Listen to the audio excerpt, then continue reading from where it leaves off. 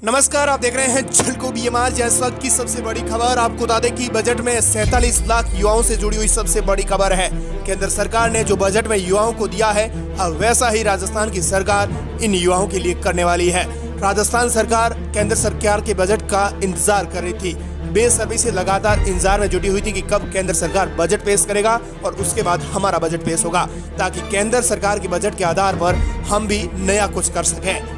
इसी बीच आपको बता दें कि केंद्र सरकार ने कल बजट पेश किया तो वित्त मंत्री निर्मला सीतारमण ने देश के युवाओं के लिए बड़े ऐलान कर दिए हैं। इसे लेकर गहलोत सरकार ने भी प्रतिक्रिया दी है। साथ ही राजस्थान के नागौर से सांसद और आरएलपी संयोजक हनुमान बेनीवाल ने इस बजट को 10 में से 2 नंबर दिए हैं। हालांकि बजट में क्या घोषणा की गई है और युवाओं को क्या बजट में मिलने वाला है, तो देखिए ये रिपोर्ट। वित्त मंत्री निर्मला सीतारमण ने देश का 65वां बजट पेश किया। 8 साल बाद इनकम टैक्स में छूट की सीमा बढ़ाई। अब सालाना 7 लाख रुपए तक की कमाई होने पर इनकम टैक्स नहीं देना होगा।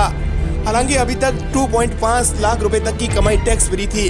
वहीं वित्त मंत्री ने अपनी स्पीच में 47 लाख युवाओं को 3 साल तक भत्ता देने की बात कही है। इससे पहले गहलोत सरकार ने भत्ते हमको दे दिए हैं, अब केंद्र सरकार भत्ते देने में जुटी हुई है। हालांकि पेन इंडिया नेशनल इम्प्रेसिटशिप स्कीम शुरू की जाएगी। अब एलईडी टीवी सस्ते हो जाएंगे, क्योंकि पुर्जों पर कस्टम ड्यूटी 5% घटाकर 2.5% कर दी गई है। मोबाइल फोन सस्ते हो जाएंगे, क्योंकि मैन्युफैक्चरिंग के लिए कुछ पार्ट्स पर कस्टम ड्यूटी घटा दी गई है।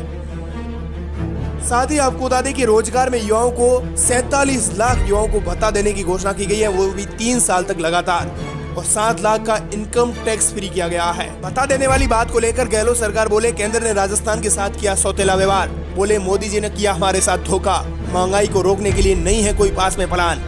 केंद्र सरकार के बजट को लेकर राजस्थान के मुख्यमंत्री अशोक गहलोत की प्रतिक्रिया सामने आई है। गहलोत ने घोषणाओं का पिटारा भी बताया है। उन्होंने कहा है कि इस बजट से राजस्थान की जनता के साथ सौतेला व्यवहार किया गया है।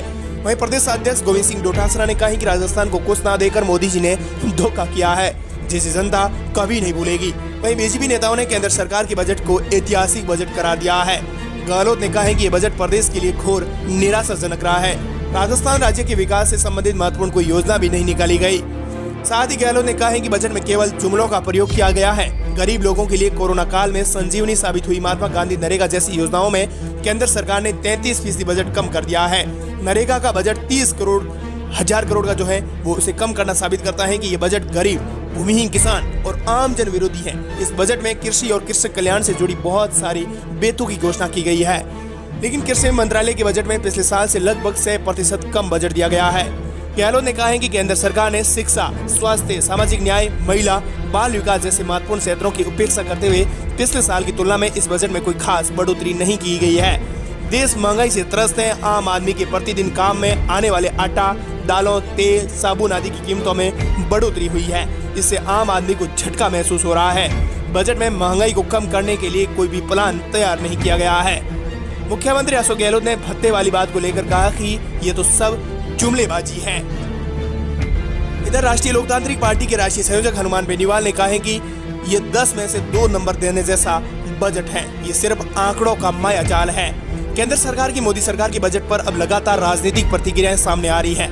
हर दिन हर नेता कुछ न कुछ जवाब दे रहा है। कांग्रेस ने इस बजट को निराशाजनक बताया। वहीं बीजेपी के साथ गठबंधन करके चुनाव लड़ने वाले आरएलपी संयोजक ने इस बजट को 10 में से सिर्फ 2 नंबर दिए हैं। साथ ही इस बजट को मायाजाल कहा है। हालांकि आप इस बजट को किस तरीके से देखते हैं, कमेंट सेक्शन में जरूर बताएं। क्या राजस्थान की गहलोत सरकार ने बजट तो दे दिया, अब केंद्र सरकार बजट में भत्ते देने की घोषणा कर रही है। पहले गहलोत सरकार ने भत्ता दिया, अब केंद्र सरकार भत्ता दे रही है। इसे आप किस नजरिए से देखते हैं, कमेंट सेक्शन में अपनी प्रतिक्रिया जरूर दें। मिलते हैं बड़ी अपडेट के साथ।